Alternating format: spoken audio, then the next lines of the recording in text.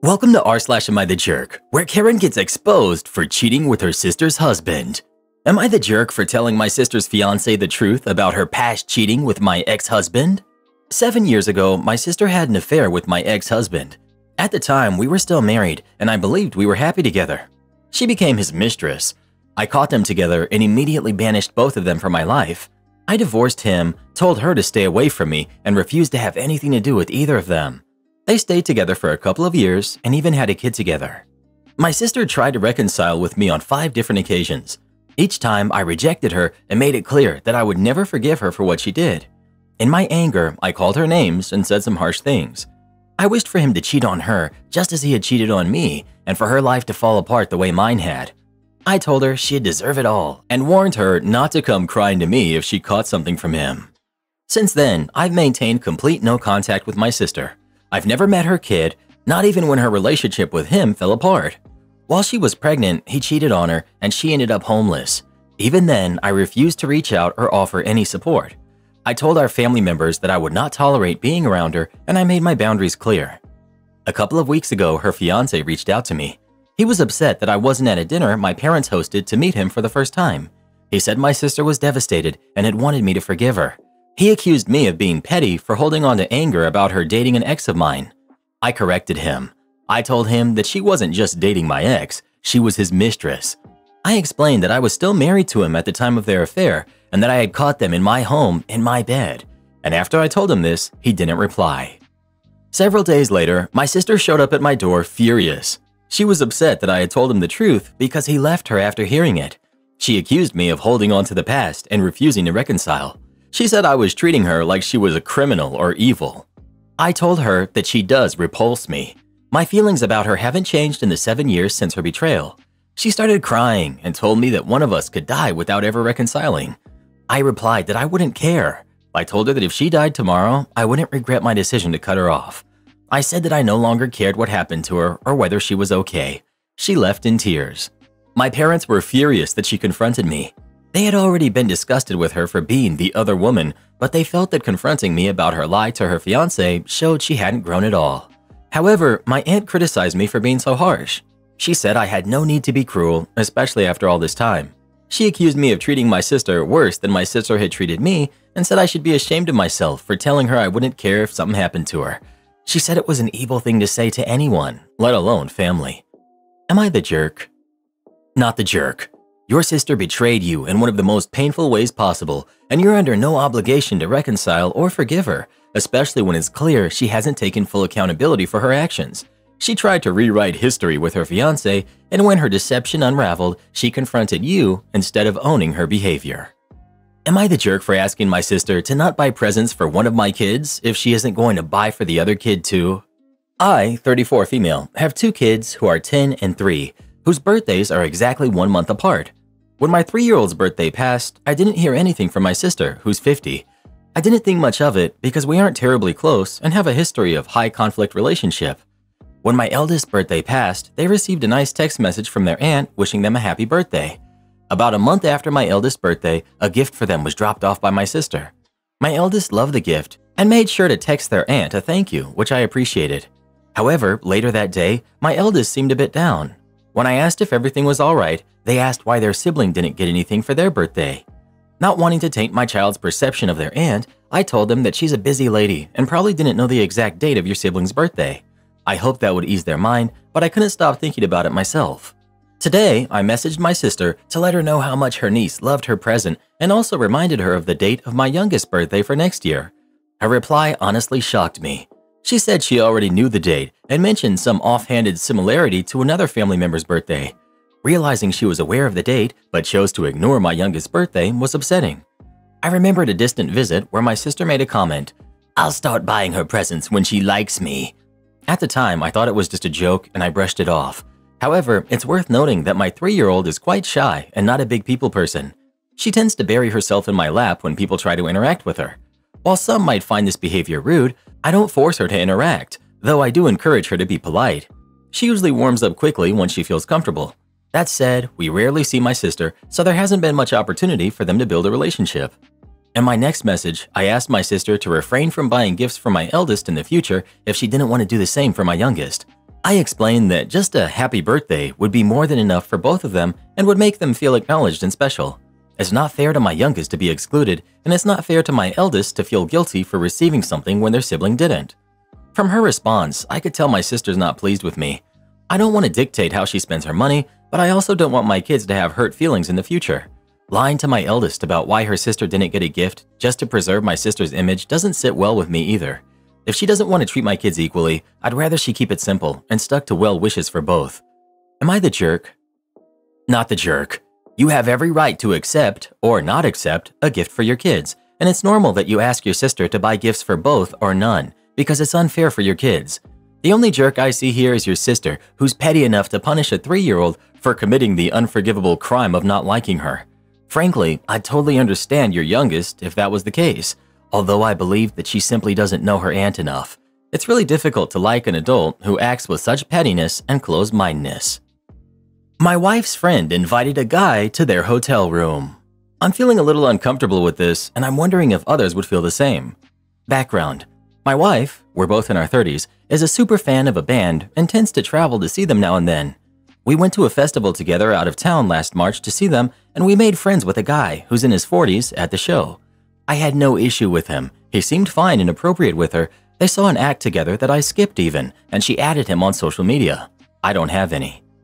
A few months later, she told me she felt like he was being a little flirty with her online, even after her correcting him once, so she removed him from social media. All good with me. I've always been able to trust her to handle stuff like that herself. We traveled to see the band again a few months ago, but I didn't go to the show. We met after, and she let me know she ran into the guy and talked for a few minutes as she was leaving. No worries. She and a female friend, who's in her 40s, just went out of town for a 2-night festival where this band was playing. No issue with her traveling without me. She shared a room with 2 beds with her friend. First night, this guy was there, of course, and her friend hit it off with him. Wife was happy for them, and I had no qualms for them either. Second night, her friend asked if he could stay on the pull-out couch in their hotel room as he was sleeping in his car. Wife was kind of annoyed, but felt too rude to say no to her. I didn't love this. It gave me a bad feeling. Looking back, I should have expressed it, but I didn't want my wife to think I didn't trust her, and I hate coming off as controlling. I just think sleeping in the same room is a bit much. The next morning, my wife texted me annoyed because, big surprise, at some point the guy joined her friend, more than once. They were trying to be quiet, but my wife is a real light sleeper and she heard everything. She was uncomfortable, but when I asked why she didn't speak up or leave or something, she just said she wanted to be polite. She has issues, I think, with people-pleasing when it comes to her friends. She seems to have brushed the whole thing off, but I'm very uncomfortable that she was a few feet away from that. Am I crazy, or should she have been better at enforcing boundaries? Edit. Clarifying a couple of things. I don't think my wife is lying about anything that happened. I don't think she cheated. I just think she shouldn't be sharing a room with a straight single guy at all, and definitely don't think that she should be present while other people are hooking up. I don't think her intentions were bad. I just think she should have had better boundaries. I'm not mad at her.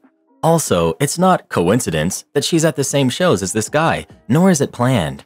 They are just both big fans of the same, not very big band and like to be close to the stage. My wife saw the band 5 times this year. He was at 3 of those and probably went to more closer to where he lives, which is quite far from us. There are other fans you see frequently at shows as well that travel from even further. It's really not unusual. Might as well add, yes, her friend was definitely with her. She traveled to our house to ride with my wife, saw her arrive and leave, and her car sat here all weekend. They took pictures together at the show as well. So first off, your wife did nothing wrong. She did not invite the guy to their room, her friend did, so get over yourself. You sound extremely insecure to actually be worried about something like this. The room belonged to her friend too, so if she wanted to invite a nice dude to stay over, she had every right to. You sound controlling, and guys like you are the reason I avoid long-term relationships now. Why settle for a controlling psycho like you when I could just date around and actually have fun? Well, let's be reasonable here. She told her husband she cut all ties with this guy, went to a concert with someone this guy never met, but somehow in a crowd of thousands she bumped into this guy, who then ended up staying in the room with them. You buying this load of crap? She's still in contact and they plan to meet up. He knew he was staying in the hotel long before he met up with them, and it's likely your wife he hooked up with, not her friend. I can smell it from Canada. OP. These takes are so weird, and I probably shouldn't engage with them at all, but okay. If she wanted to meet this guy and hook up with him, Why tell me he was flirting to begin with? Why tell me he was there at all? I literally wouldn't know. This is not a big band. There are not thousands of people there, and both my wife and this guy are always at the front of the crowd or close to it. So yeah, they're going to see each other at shows. It's a tactic to make you think nothing is happening by making herself appear transparent. The whole telling OP and blocking him on social media was to put OP at ease. After blocking him, she should have had zero contact with him. Forget the band and the shows. He got her contact info to take a run at her. His friendship is based on eventually hooking up with her. I bet he got with both of them that night and it was planned. Dude, I get what you're saying and it's great you trust your wife, but look at this from the outside looking in. You meet this dude who your wife friends on social media and talks to. Then she says he gets a little flirty or whatever. Clearly the dude not respecting boundaries, and she blocks him. Does she though? You know for sure? Then they just so happen to run into each other at another show someplace else. The dude, who's 40 years old and has traveled out of state to see this band, is sleeping in his car. That's odd. So now the guy who flirts with your wife just has to sleep in the same room as your wife. She doesn't tell her friend, "No, I don't want that because he was flirting with me and it made me uncomfortable." And then he just happens to hook up in that room, but definitely not with your wife, with someone else. You don't see how that comes across? Am I the jerk for canceling on our family cruise? My parents wanted to do a cruise for the holidays. They invited me, 25 female, my boyfriend who's 27, my brother who's 28, and his girlfriend who's 26. My brother, let's call him James, has always been the golden child. James lost his scholarship and dropped out of college 3 different times, but to them, he's still perfect. On the other hand, I graduated a semester late and it wasn't good enough because I didn't try hard enough. James still lives in the state where he went to college. He doesn't work or attend school, yet my parents buy him flights all the time to visit. Meanwhile, they never offer to buy me flights to visit him or go anywhere else. My parents also send him money to cover rent and other necessities. He recently bought a $2,000 dog with that money. When I got my first big job at 22, my parents immediately kicked me off their insurance since I had access to benefits. James stayed on their insurance until he turned 26. Last year, I was laid off and moved back in with my parents to save money. Once I got a new job, they told me I had to pay $10,000 in back rent, which had never been discussed before. I managed to pay it off and recently moved in with my boyfriend, but it still stings. This favoritism has been a pattern my whole life. James gets everything handed to him while I have to work my butt off. Now on to the cruise. My parents said they wanted to take this trip and bought tickets for themselves, James, and his girlfriend. They told me I needed to buy my own ticket because I have a well-paying job. I was super upset and told them it wasn't fair that I was the only one who had to pay for my ticket. My boyfriend couldn't come anyway due to holiday plans with his family. They accused me of being spoiled and said, "Green isn't a good look on you." I'm so tired of hearing that phrase. They added that I didn't need a nice room since most of the time would be spent outside of it anyway. Sure, that's true, but why did James get a nice room? I decided I'd had enough and told them I wasn't going. But here's where I might have been the jerk. I let them continue thinking I was going for months. The night before they were set to leave, they told me to be at their house by 8 a.m. so we could drive to the port. At 8:30 that morning, they started texting me asking where I was. I replied, "Since you didn't want to put the effort in to have me join you, I will be attending my boyfriend's Thanksgiving instead. Have a nice trip with your favorite child." Then I muted the chat. I've talked to some friends about this and opinions are split. Some say it was petty to cancel without warning. Others think I should have sucked it up and gone, since I probably would have had fun once I got there. They've been on the cruise for a couple of days now, and I'm starting to regret how I handled things. Yes, I probably would have enjoyed myself, and it's not like I couldn't afford the ticket. I also could have handled my delivery better. But at the same time, I'm so sick of them treating me like this. So, am I the jerk for canceling on our family vacation? Wait, did I read it correctly that they charged you $10,000 in back rent, which had never been discussed prior, and you paid it? Not the jerk, but I would have gone low contact with them and definitely not even contemplated going on a trip with them. Save that for people that actually enjoy you, OP. They bought tickets for James and his girlfriend? They even like his girlfriend more than you? Not the jerk. If you're going to be the black sheep anyway, give them a proper reason. Am I the jerk for telling my partner I will no longer help watch the kids while she works from home? I, 30s male, have been a stay-at-home dad for 3.5 years. We have 2 young kids who are 18 months and 3.5 years old. This all started when I moved across the country for a job that simply didn't exist at her uncle's snack company, despite her and her mother swearing up and down that it did, and her actually getting her job there. To take this supposed job, I had to quit my job in Minnesota, which meant that when lockdown hit shortly after, I didn't qualify for any unemployment benefits or assistance. I burned through my savings. Since she still had a job, we decided I'd stay home with the kids to avoid the expensive California childcare costs. Here's the problem. She works from home in our 1,300 square foot house with paper-thin walls. She takes meetings all day in the next room, which means I have to keep the kids quiet for most of the day. It's incredibly stressful and makes it almost impossible to do anything meaningful with them. When we made this arrangement, she promised to find a separate workspace outside the house, a shed, a converted garage, anything. But 4 years later, that still hasn't happened. To make matters worse, she controls all the finances, refuses to fix up the house, even issues that directly affect the kids, and has never included me in financial decisions or given me any kind of allowance. She makes a good salary, but she's a terrible spender. Every year, she blows through our savings, and we end up having to catch up financially, which means there's never any money for family activities, home improvements, or anything else. I feel like I have no say in how our money is spent, even though I'm the one sacrificing my career and income for our family. I need surgery on my ankle so I can walk properly again, but it requires a 3 to 6 month recovery period. She refuses to even discuss having a family member come to help with the kids so I can get this done. I've applied for disability twice, and even though all the doctors, even the ones they hired, agree that I need it, I've been denied. I love my kids more than anything, but I'm starting to feel like I have no control over my own life or theirs. I've tried to find a non-standing work-from-home job, but they're all 9 to 5, which defeats the purpose of me being home with the kids. Am I the jerk for telling my partner I will no longer help her watch the kids while she works from home, despite it being the only real way to contribute in my current capacity? Not the jerk. California is notoriously difficult to qualify for disability. Your use of my savings made me twitch. Then you went on to say that you have no say in the finances. Yeah, you're not a partner. You're not really her husband. You're the hired help. Time for marriage counseling to help resolve this core issue. If that fails, then you are likely headed to a divorce. Perhaps not until the kids are grown and out of the house, but this feels like a failing marriage. I don't want to live with my boyfriend's inherited parrot. I've been with my boyfriend for 3 years, and we've talked about the possibility of buying a house together in the future. However, his mom owns a parrot, which will be left to him when she passes.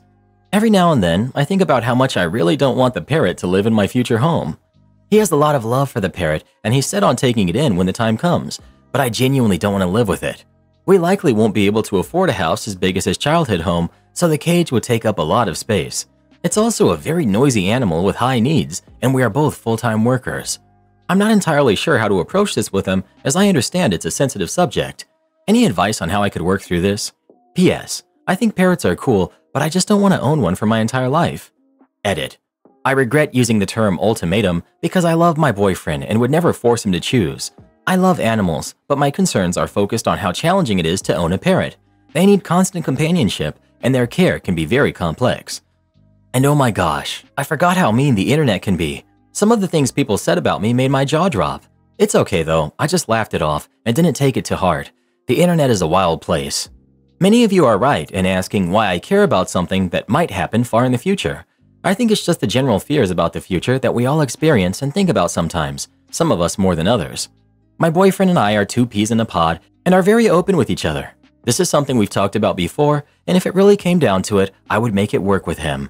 My point of view is just that the parrot is very young and could live for another 70 years, which is longer than the remainder of our lives when we inevitably inherit it. I'm a huge animal lover, and we both already have other pets. We even plan to have pets together in the future. As many commenters have said though, owning a parrot is extremely different from having a dog or a cat. The parrot is used to having someone in the house all the time and receives a lot of mental stimulation because of this. My boyfriend and I both work long hours, and it would be heartbreaking to leave the parrot alone for so many hours every day.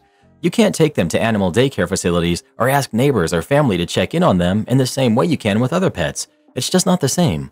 Alongside the high costs of owning a parrot and the lack of space we'd likely have, I've always felt conflicted about birds as pets. It feels wrong to keep them in a house, let alone in a cage, for much of their lives. But just to clear up any rumors, I don't dislike animals. That's definitely not true. I like the parrot and I think it's a cool bird. I'm just struggling with the idea of potentially owning it someday because of the logistical and ethical challenges I've mentioned. People come on Reddit all the time saying, "My significant other doesn't want my pet." The usual advice is for the pet owner to kick the other person to the curb. As for me, no one comes between me and my cat, so be prepared for that reaction. Good luck. Parrots can live for 50 years. It would be cruel to rehome him after living his entire life with one family. If you aren't up for sharing your life with your boyfriend's parrot, tell him now so he can find someone who is. My Karen sister stole from my mother's house on Thanksgiving. I'm 29, female. My sister, who's 37, is an addict and a thief. She has not gone to jail because she mostly just steals from family and friends. Her husband is also a dirtbag, and their 2 kids are headed the same way. I will not allow them in my house. I will only meet with them in public. I always bring just enough cash to pay my bill of wherever we eat together, and I don't bring anything else. I don't know why she is this way. Both my brother, who's 33, and myself have turned out okay. We have educations and careers. We have stable relationships. We're reasonably well-behaved adults, and our kids are a pretty good bunch. My sister just never grew up. She hated rules. She hated that my parents got her to watch me when I was young. She moved out when she was 18, took her education savings account, and spent it traveling around. I was going to host Thanksgiving this year, and my mom mentioned that my sister and her family would be in town. They have not visited for 4 years. She asked me to include them. I said no. I said that wasn't going to happen. So my mom said she wanted her whole family together so her and my dad would host. Well, she just called me. A bunch of stuff is now missing from her house. Jewelry, sports memorabilia, knickknacks, stuff that would be easy to sell on eBay or to pawn. I snorted and asked her if she remembered why I do not allow my sister in my house. She said that when I allowed her to stay with me, she stole cash from me and her kids stole my stepson's video games. I asked her why she thought they wouldn't steal from her, and she said that I'm being cruel to rub it in when all she wanted was family time. Not the jerk. Your sister is 37 with what seems like a long history of thievery, and your mom wanted you to bear that burden by asking you to host. Then she was shocked and surprised when the known thieves stole her stuff. My oh my, who could have seen it coming? Given your sister's age, I'm gonna guess your mom isn't a naive teenager and absolutely knows better. Her wanting to see her daughter, to have a big family get-together, it doesn't mean that she gets to not have her mistakes pointed out. What would she have said if you had caved and your sister had stolen from you? Oh no, please don't call the cops. I'll go on a limb and infer that your mother's behavior has something to do with how your sister turned out. I found out my boyfriend has hooked up with several of his coworkers. My boyfriend, Ben, who's 28, and I, 25 female, have been dating for almost 2 years now. While our relationship is not perfect, it's pretty darn close. Our biggest disagreement was when I switched oat milk brands and he kept forgetting and buying the other brand. We're both quite naturally calm people, and we prefer a constructive discussion to a heated argument.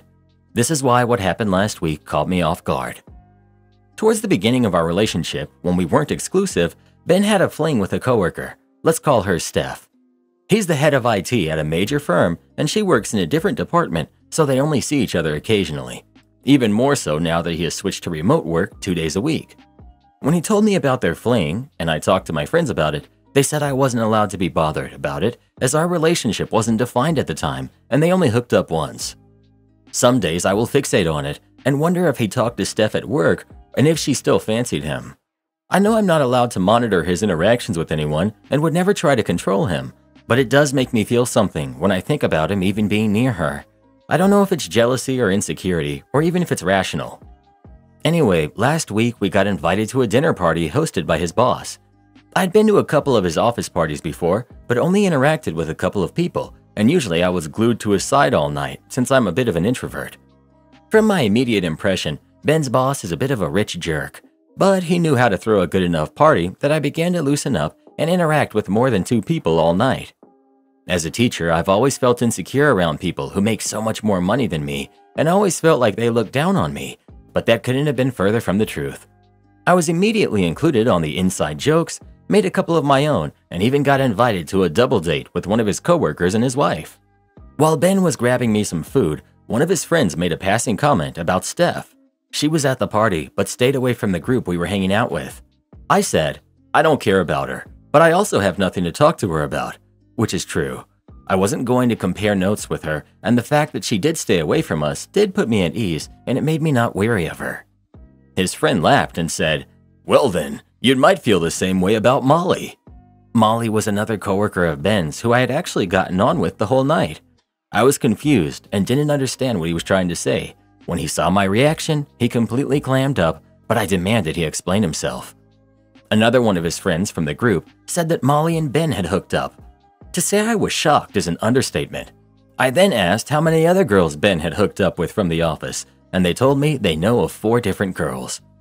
At that point, Ben came back, unaware of his friends spilling the secrets, but picked up on the tense atmosphere. Internally, I was fuming and hurt, but I kept a cool facade, and when Ben asked what was wrong, I just looked at him and said, "Your friends were just informing me that you're the office player."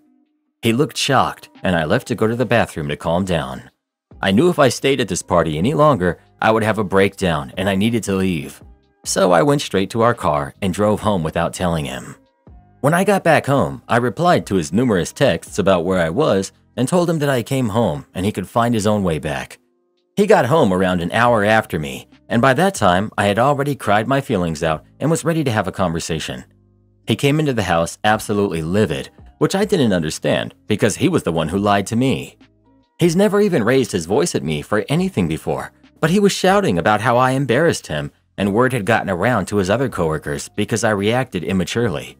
I tried to explain my position, that how would he feel if he found out I had hooked up with 4 of my coworkers and never told him. He just kept reiterating that he had never had a relationship with them and it was just a hookup. I knew going into our relationship he was way more experienced than me, but I refused to believe he could hook up with these women and not feel anything for them.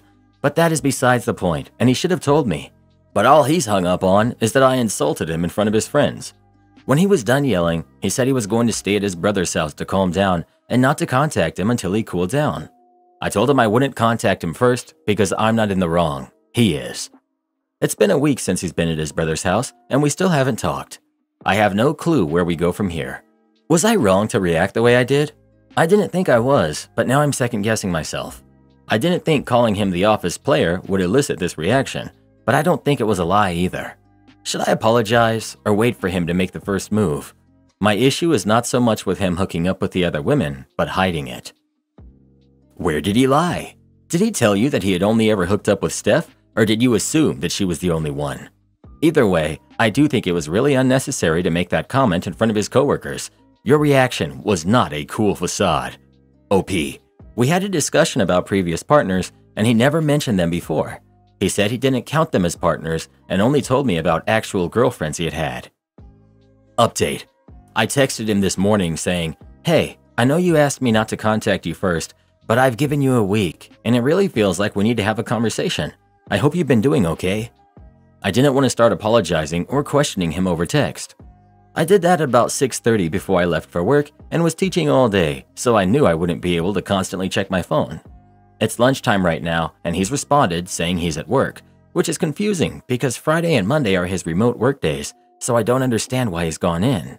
I texted back and said, "We can talk after work if you want to come home," and he agreed.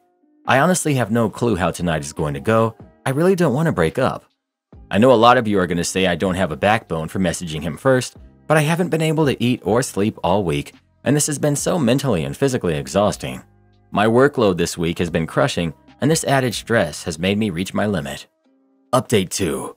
So I was quite nervous about Ben coming over after work. I was meant to do some work, but was too distracted to even attempt it. I did, however, as a gesture of good faith, decide to cook his favorite meal for him and maybe use it as an icebreaker. I did take someone's advice of writing everything down just so I could keep my thoughts clear. After work, I texted, asking him what time he would be over, and he said he'd text me when he left work, and it takes him about 30 minutes to get home. He got here at about 6 and rang the doorbell, which was weird. He still has his keys. I opened the door, and we kinda awkwardly greeted each other. Immediate impression was that he didn't look angry or upset, just cold. I sat down on the sofa and expected him to join me, but he just stood in the middle of the room with his hands in his trousers. I said I was glad he came over, and he just nodded. Then I said it was weird being in his house by myself all week, and he said he was sure it was. He asked me why I texted him now and not sooner, and I said it was because he told me not to contact him. I told him I'd been miserable, and that I was sorry for the comment I made and leaving, and especially for taking his car. He said he didn't give a hoot about the car, just that I had left without telling him. I had a chance to finally explain myself to him. I never cared how many women he had been with before. I had known he was a bit of a player before we got together, and I never held it against him. I just hated being blindsided and feeling like I knew less about my boyfriend than some random coworkers. I asked why he didn't just tell me since he knew I'd be around them, and he said he honestly didn't think it was important and matter to me. I called BS because he knows how I am and he knew it would matter. He admitted that he does regret hooking up with them as he never thought about having to bring his future girlfriend around them and tell her about it. 2 of them happened when he first joined the company straight out of uni. One of those girls has left already, and the other is actually dating Ben's friend who told me about Molly. He said at that point of his life, he was fine hooking up and never really thought of the consequences. I asked why his friend decided to even say anything to me about it, and he said they always try to upset each other. And one thing that gets Ben annoyed is when they bring up his player ways. He said after I left, his friends felt bad for what they had said, but I told him I never would have reacted that way if I had known, and he should have told me. He said I was trying to justify my response after apologizing. I told him I didn't want to do that. I do genuinely think what I said and did was wrong, but he can't put all of the blame on me. He said the only thing he could apologize for is hooking up with a bunch of women, and since that was before me, it didn't make any sense. I kept saying it was the hiding bit that upset me, and he asked what difference would it have made if I had known. I did think about that for a moment. I still would have gone, but I think I would have been a bit more hyper-aware of Molly and the other girl. He said he wanted me to be there and to have a good time and didn't want to ruin it by telling me about irrelevant things from his past, and I guess I understood that sentiment because I decided to let it go. We both were quiet there for a moment, and he asked if I was done, and if I was going to end it, then I needed to pick another reason since this would be the stupidest reason. I told him I didn't want to break up and that we needed to talk about everything, but I wanted him to come sit next to me, and he did. So I asked if there were any others, and he said no. I asked him who knew in the office, and he said that only his friend group, and they kept their mouths shut to everyone because all of them were doing the same thing. He told me he hooked up with Molly right before we met. I was curious about why he went into work today when it was his remote work day, and he said that his nieces wouldn't let him concentrate at home, so he just decided to go in. He did say he was furious last week and didn't know if he could move forward, but talking to his brother helped and it calmed him down. He said if I didn't text him, he was planning on contacting me first today anyway so we could talk. So we didn't break up. I apologized, and while he didn't, I've decided to let it go and move on. I told him I made his favorite meal, and he finally kissed me and told me that he missed me. Anyway, I know some of you are going to say that he should have dumped me straight away or I should have demanded an apology, but I'm happy with the outcome. I finally had a meal and a good night's sleep. Even Ben said I looked like I had lost weight. Do this next. Tap here on your screen to come see our new podcast playlist, where you'll find thousands of hours of the best stories you've ever heard. Or tap the one on the right. That episode is specifically just for you, based on other videos you've enjoyed the most.